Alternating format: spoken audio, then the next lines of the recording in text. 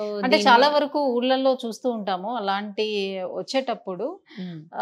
Like కొన్ని రకాల medicines తీసుకుంటుంటారు. Ayurveda అవును. మెడిసిన్స్ అని లేదు కొన్నేదో అనంటే కొన్ని గింజలు లీఫ్స్ అని అప్లై చేస్తూ ఉంటారు. అవును. అలాంటివి తీసుకొని పెడుతూ ఉంటారు. సో, తిరిగి మళ్ళీ రావడానికి ఛాన్స్ ఉంటుందా? లేకపోతే ఎక్కువగా అవ్వకుండా ఉంటుందని. హ్మ్. అది ఎంతవరకు అసలు వర్కౌట్ అవుతుంది అంటే అసలు? మీరన్నట్టు ఏదో నేపాలి గింజ అని ఆ! అప్లై చేస్తూ హ్మ్. ఉంటారు దాని మీద. సో, అది అప్లై చేస్తే ఏమవుద్దంటే స్కిన్ ఇరిటేట్ అయిపోతది. హ్మ్. ఇరిటేట్ అయ్యి చాలా పస్ లీజన్స్ అక్కడ స్కిన్ అంతా డ్యామేజ్ అవ్వడం అట్లా జరిగి దాని తర్వాత హెయిర్ వస్తుందనేది వాళ్ళ నమ్మకం. హ్మ్.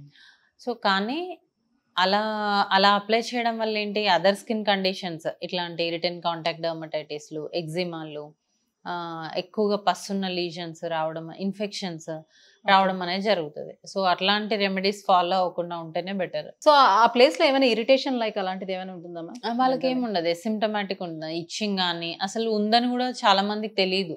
ఓకే. వాళ్ళు సెలూన్‌కెళ్ళి హెయిర్ కట్ చేస్తున్నప్పుడు హ్మ్. వాళ్ళు చెప్తే తప్ప హ్మ్. వీళ్ళు సెల్ఫ్‌గా నోటీస్ చేసుకోవడం అనేది ఉండదు. ఓకే. మదర్స్ ఒకవేళ చూస్తే అలా చెప్పడము, లేదంటే సెలూన్ వాళ్ళు చెప్పడం తప్ప మనకి సెల్ఫ్‌గా అరే! ఇక్కడేదో సెన్సేషన్ ఉంది అట్లాంటిది ఉండదు. ఓకే. కంప్లీట్‌గా అసిమ్ప్టమాటిక్.